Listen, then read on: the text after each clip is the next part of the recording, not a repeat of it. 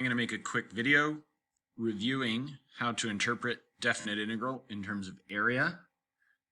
This probably shouldn't be your first go around. I'm making this video for my Calculus BC students, so I'm assuming you already have a basis in these ideas and we won't delve too far into theory. So all we're going to do is evaluate definite integrals using graphical area. So one thing you do need to remember when we're doing the definite integral from a to b of f of x dx, that's the area under a graph. And when we say under, it doesn't literally mean under.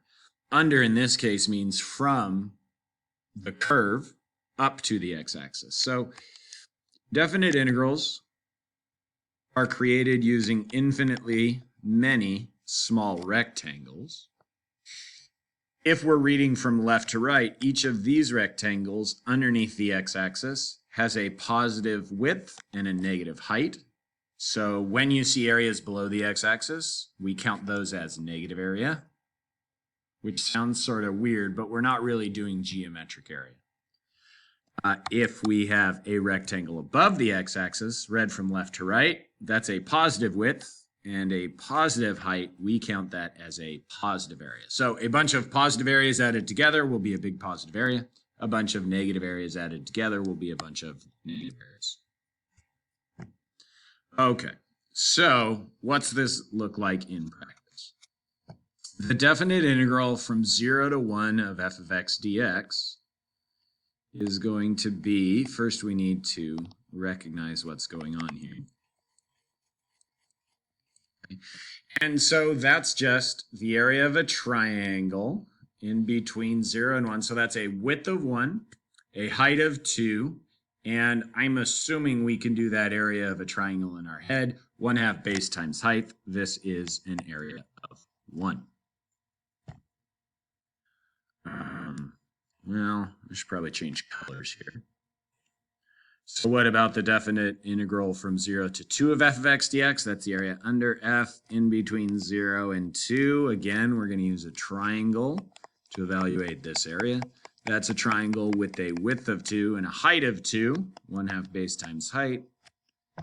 That area is 2. What about the definite integral from 0 to 3 of f of x dx? Well, maybe we can remind you about some properties that my class is going to be talking about later in the day. So,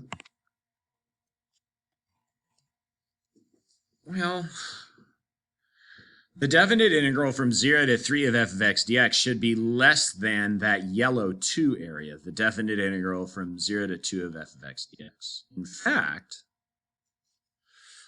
well, this is the same thing as, why do I have red? I want green. The definite integral from 0 to 3 of f of x dx is the definite integral from 0 to 2 of f of x dx plus the definite integral from 2 to 3 of f of x dx. We're just kind of adding those areas left to right. And so hopefully some of you are already thinking, hey, the definite integral from 1 to 2 and the definite integral from 2 to 3, both of f of x dx, are the exact same size triangles, but one's going to count as positive, one's going to count as negative. So the definite integral from 0 to 3 of f of x dx is 1. What am I saying there? I'm saying this purple triangle right here is basically all we have left over, because those two green triangles kind of cancel each other out. One positive version of the same area, one negative version of the same area. All right, so let's get rid of all of that. We have a few more. What about the definite integral from -1 to 1 of f of x dx? So let me get that in for us. Ooh. Oh, this one's kind of easy. I don't think we need to do any calculating.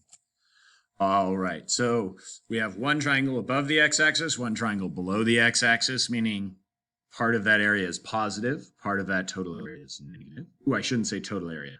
Total area usually means in calculus, like take the positive geometric area version. Anyways, the triangle above the x-axis has a height of 2. The triangle below the x-axis has a height of 2. The triangle, or maybe we should say negative 2. The triangle above the x-axis has a width of 1, width of 1. So these are both right triangles. Let's draw in a little right triangle symbol. And we know that vertical angles are congruent. Those are the exact same size triangles, which means the definite integral from -1 to 1 of f of x dx is 0. What about the definite integral from -1 to 2? Well, that's just going to be, if we start at -1 and we fill in all of this, the definite integral from -1 to 1 was 0. So the definite integral from -1 to 2 of f of x dx is going to be that 0 plus this additional bit. Or the area of a triangle with a width of 1 and a height of 2. You could do that a slightly different way if you wanted. Let's make sure we approach that kind of correctly. So let's do this. That triangle, we're going to say, has an area of -1, below the x-axis triangle, and this above the x-axis triangle that represents the definite integral from 0 to 2 of f of x dx has an area of +2. So -1 plus +2 is also 1. All right, last one on this page. What about the definite integral from -1 to 3 of f of x dx? Well, again, we can think, hey, starting where we started before, the definite integral from -1 to 0 would be -1, plus this positive area gets us to 0, plus this positive area gets us to +1. And then again, plus this negative area gets us to a total of 0. All right, we have some more. What about the definite integral from -4 to -1 of f of x dx? Let's draw that in. Ooh, not just a triangle. If you are thinking, I'll break that trapezoid into a triangle and a rectangle, that's not a terrible thought, but you're probably going to have to do trapezoidal approximations. We might as well use that thing. Okay, so I guess first thing I think, this area is below the x-axis, and we're moving from left to right from -4 to 1. This is going to be a negative area. And it's going to be the negative version of, how do we find the area of a trapezoid? The average of the two parallel bases. So that's, ooh, they have negatives. I'll just use the negatives and everything will work out. So the one parallel base has a height of -3. Let's see, plus a -2. Right, this is -3, -2. We want the average of that. And then multiplied by the width. The width is from -4 to -1, 3. So let's rewrite that. The definite integral from -4 to -1 of f of x dx is, I'll bring that 3 out front. -3 plus 2 is -5. And that's -15/2.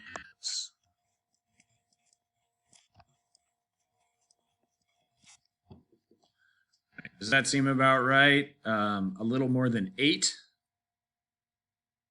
or 8.5.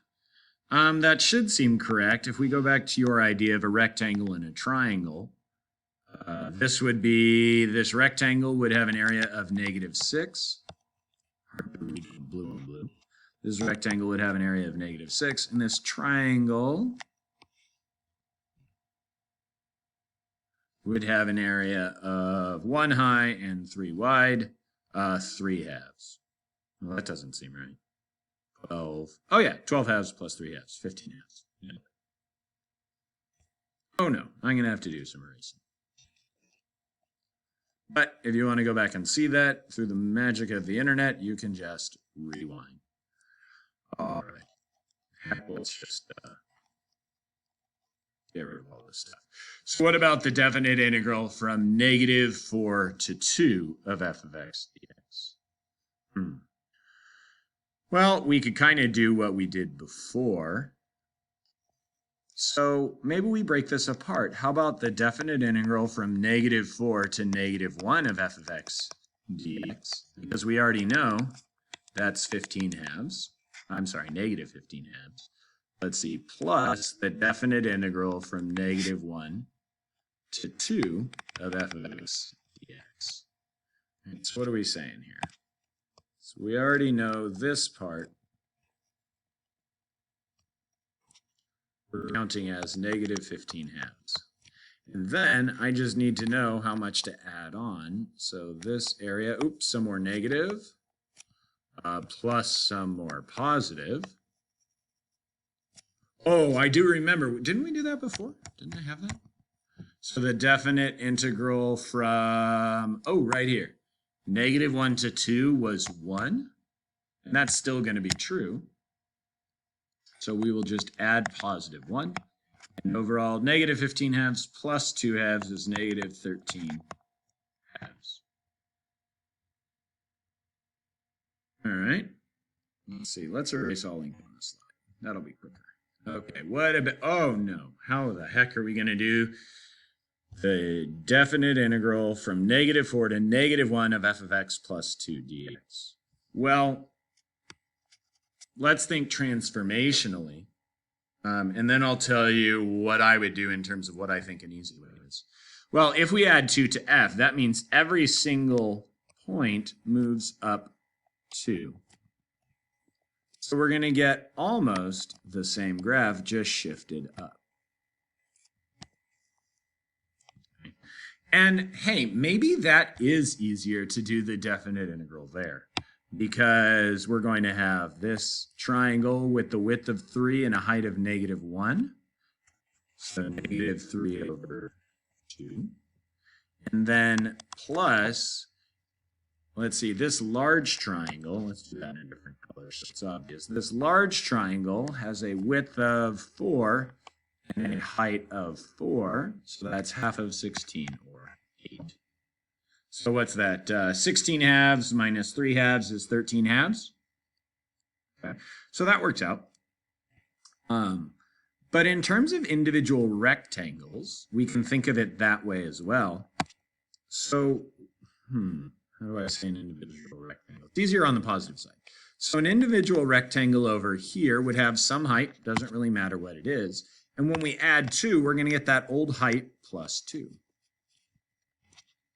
And then another individual rectangle has some height plus 2, and that new rectangle has the old height plus the exact same 2.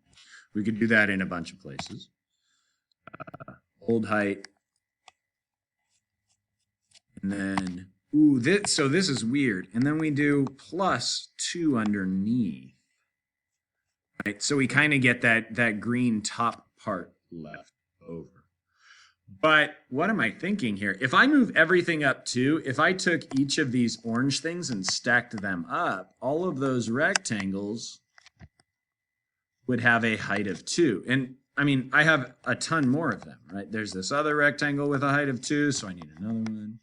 In fact, I have infinitely many rectangles with a height of 2, height of 2, height of 2, height of 2. And next to each other, they would all make up a width from -4 to -1.